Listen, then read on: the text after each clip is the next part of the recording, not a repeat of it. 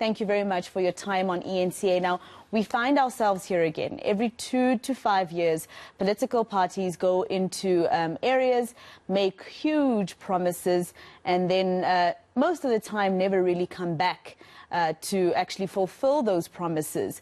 But let's talk about this year, this election year. It was one with the pandemic, and once the elections were announced that they'll take place on the 1st of November, political parties really don't have much time to convince South Africans, do they?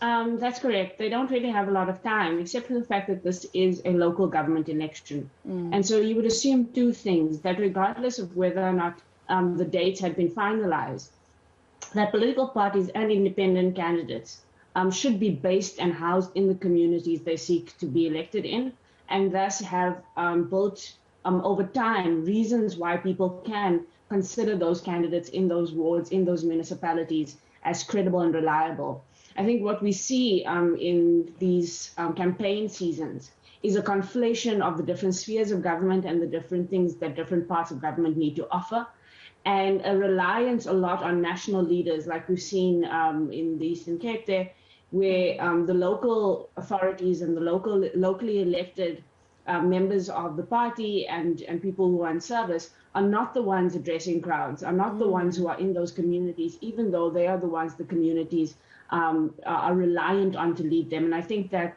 this is testament to the fact that really elections and electioneering should not be the reason why people get elected at local government level. It should be the fact that they have trust in those leaders, because those leaders are from their communities, they know them, they can rely on them, and they can look at who has delivered and who has not delivered and make decisions based on that rather than on slogans. And I think maybe, Tessa, if you could speak a little bit about how important municipal elections are. I think people in South Africa still consider the national government elections important, but we all know that the corruption happens a lot more on municipal level, and services are expected directly from there.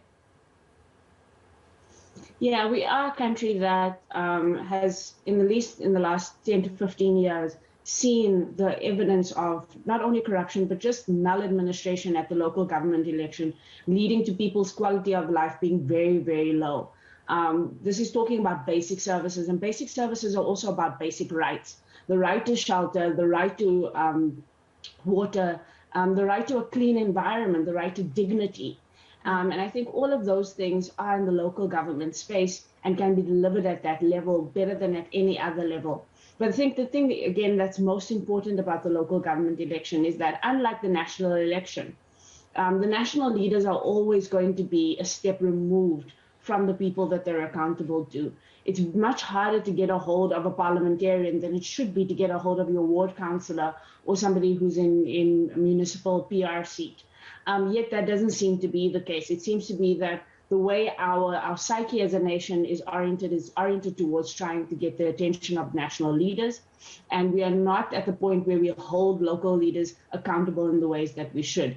And again, these are about our basic human rights, our basic services, and the things that propel us and put us in a position to live our lives as well as we possibly can. And this is why these elections probably matter in some ways more than the national elections when it comes to what impacts our daily direct lives.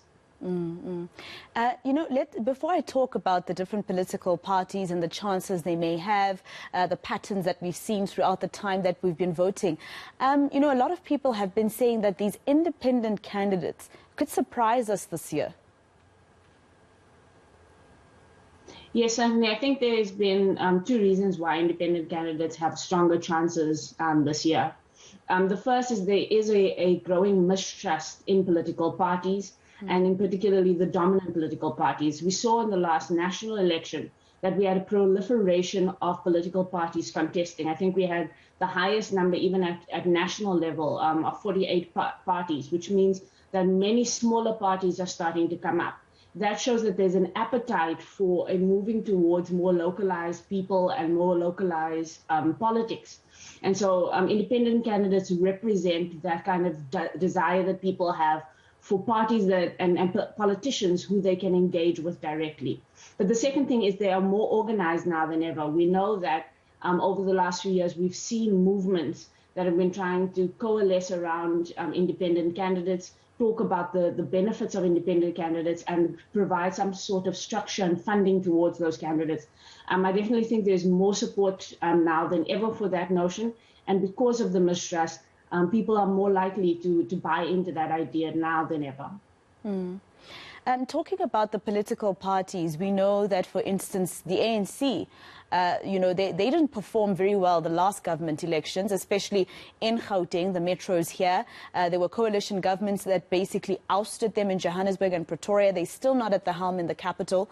In the city of Ekurhuleni, they got that city by a very small margin, also after negotiations for a coalition.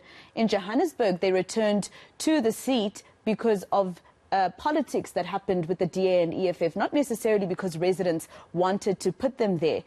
So let's talk about the ANC and what you think about the fact that the president is campaigning basically around Gauteng, obviously because it seems they want outright majority in this province, but also Action SA, the new kid in the block.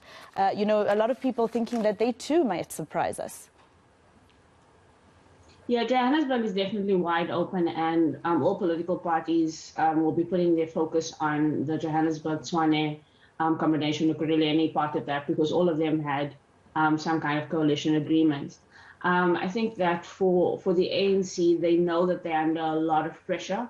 I don't think that they have had the ability to show a track record of success in this space in the ways they've been able to before, rely very strongly on the idea of success. But I think one of the narratives that we're going to see with all of the parties around coalitions is asking for an outright mandate to govern on the basis of the collapse of the coalitions.